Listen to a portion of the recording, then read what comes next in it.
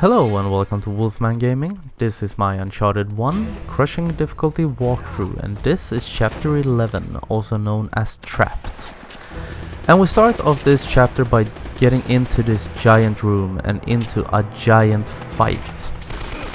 And this fight can be very intimidating because there are a lot of enemies and one of them is manning a turret at the other side of this room, or at the other end of this room. But that's where this corner gets into play, because you can see there is a sniper rifle conveniently placed down here, and the only guy who will try to rush you in here is this big boy with his shotgun.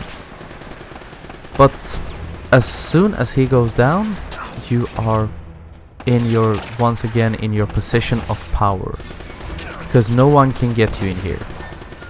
So you can just take your shots, take your time, line up the sight, and the sniper rifle. Confusing weapon types.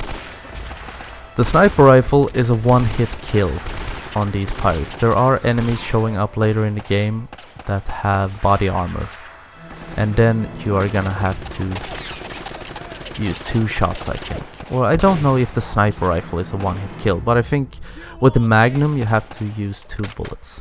Oh, great. But anyway, getting back to this fight. The only thing that can kill you after Tubbo goes down is a well-placed grenade if you're really unlucky, or if you expose yourself for too long. And that came out wrong. Don't expose yourself to enemies, it only provokes them. But stay in cover, take your shots, take your time, and you won't have a single problem with this. The only thing that can troll you is actually a trap I stepped into. Because once again the music threw me off a little bit, because I know there are 2 guys left right now.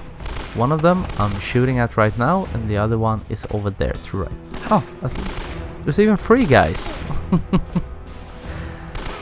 And that is the trick, because there aren't 3 guys, there are 4 guys left, and one of them is camping right now. Because I'm completely certain when I gun this guy down that I am the only one left. No? It must be after this guy. I'm a bit confused. Anyway, the point I'm trying to get to is the music stops, more or less. Yeah, now the music has stopped. No dramatic music, no dramatic battle music, so I'm sure that I'm alone. And guess what? I'm not. And that is the big... I mentioned it before, and that is a big problem in the first game, and that is that the music can fool you. So always double check. If this had been on brutal, I would have been dead. But now when you reach the other end of this room, you spawn in the second wave of enemies, and they are gonna come in from the balcony where we started off. Balcony over there to your left. And now we can man this turret. And luckily for us, it has a big shield and it has unlimited ammo. So we are gonna let it rip, guys, and we are just gonna spawn kill the second wave, more or less. None of them will ever be able to get past that stairway. And that is really fun. But another thing I want to talk about. If you read the description for these clips, and if you have watched the videos, you know that I haven't picked up a single collectible during this walkthrough. I have all of them. But the reason for me not picking up the collectibles in this game, there is a very specific reason, and that is that I hate collectibles.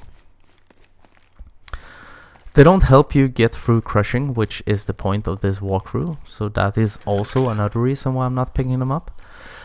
But whenever I chase for collectibles, I use a guide. I'm not ashamed to admit it, there are great guides out there. Power Picks and PS4 Trophies usually do great collectible guides, so big shout out to them. I usually use one of them.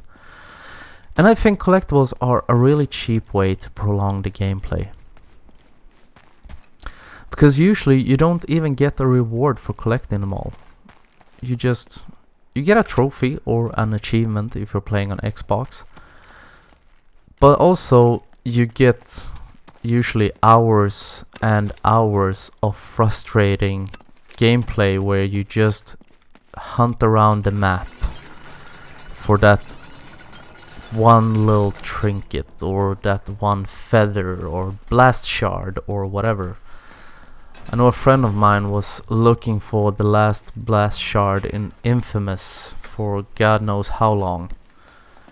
And if you get any rewards, sometimes it can be really rewarding, and sometimes it can be complete bullshit. Like in one of the worst examples is Assassin's Creed 2 and the feathers. And everyone who has played Assassin's Creed 2, I'm quite sure you know exactly what I'm getting at. And even if you haven't played it, you probably know what I'm talking about. But if you for some reason have missed it, I'm gonna talk a little bit about it. In Assassin's Creed 2 there are 100, I think it's eagle feathers. Doesn't matter what bird they're from, there are feathers.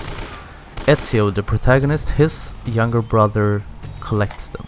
And yeah, well, something happens to Petruccio. I'm gonna keep this as spoiler free as possible, but we are collecting all the feathers. And you go for Venice, you go for Florence and the other cities in that game, and you search through every nook and cranny and you get all 100 of them. And the reward for getting them? If you don't know what it is, then mute your sound for a little while so you don't get any spoilers. But since it's what is it, 9-year-old game, I think came out in 08 or 09. So it's 8 or 9 years old.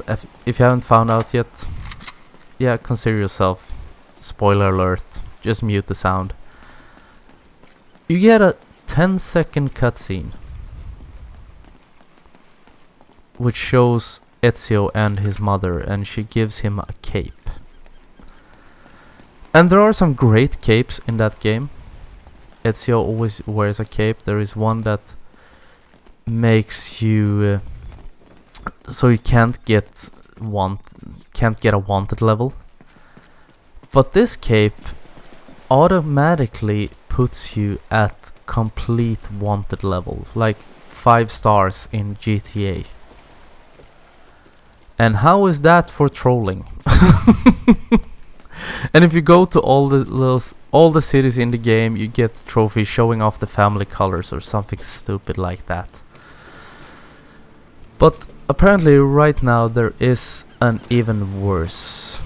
And it's in Legend of Zelda Breath of the Wild actually. There are 900 Korok seeds that you can collect in that game. The first 450 of them, you can use them to expand your inventory.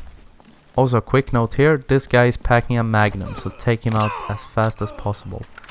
He will always be walking away from you when you get up there, so just take him down immediately. But getting back to Hyrule and the Korok seeds. The first 450 you can go to, what's his face, the Korok King or whatever. He looks like a big vegetable with his maracas, and he will expand your inventory. You can trade Korok seeds for inventory space or inventory slots. The second part of the 900 seeds, if you go to him and you give him all 900, you get a golden turd, which apparently, according to the game, is a sign of great friendship. Maybe in one of the expansions it will fill a function.